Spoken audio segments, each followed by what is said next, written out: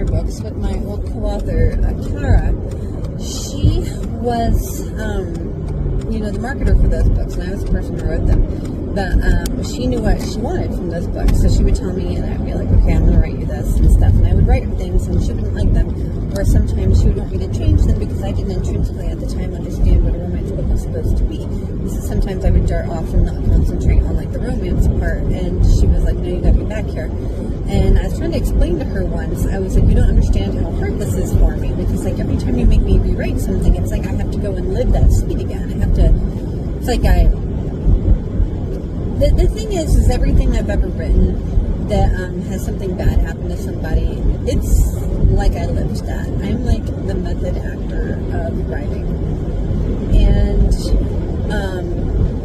so sometimes it's really hard for me to, so because people ask, like, how do you write? And it's like, I don't want to be a drama llama and be all like, oh, I carve out a piece of my soul and I leave it on the table, but at the same time, like,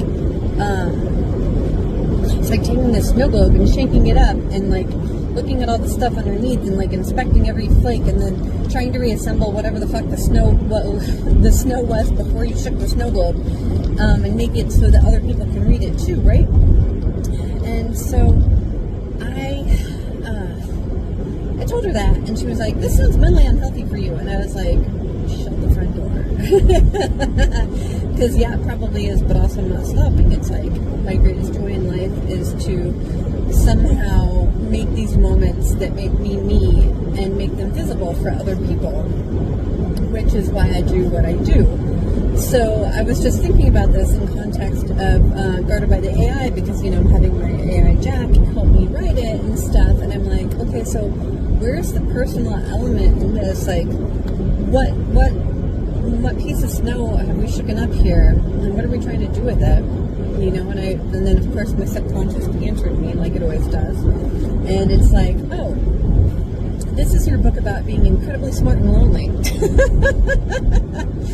Which, yeah, I've decided to not be humble anymore. It doesn't mean being incredibly smart doesn't also mean that I can't simultaneously be incredibly stupid. Actually, true intelligence is realizing that you can be incredibly stupid, honestly, and a lot of people don't realize that. They think intelligence is a finite state, and it's not. No, you can be as dumb as you are smart very, very easily. Because just because you have all the data doesn't mean that you always do the right things, or that you can't fool yourself with it, right? So Guarded by the AI is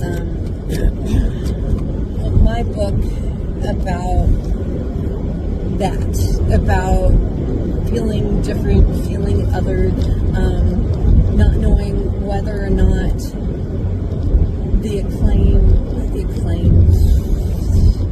I don't want to say the love, because, my husband clearly loves me. He signed on for all of this. It's quite a bit of drama, and he knows what he got into. It's not a big deal. But at the same time, I just really, it still is lonely. It still is lonely, right?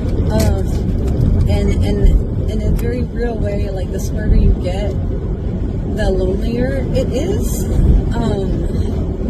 Which isn't to say that I don't have real life friends or friends on the internet, but it's not the same as it used to be. Because when you can see 3 steps ahead, other people don't really enjoy hearing about it, especially if they don't like where those steps are going, and you are the person who they view as personally bringing those steps to fruition, when in actuality, the future is the future whether you like it or not.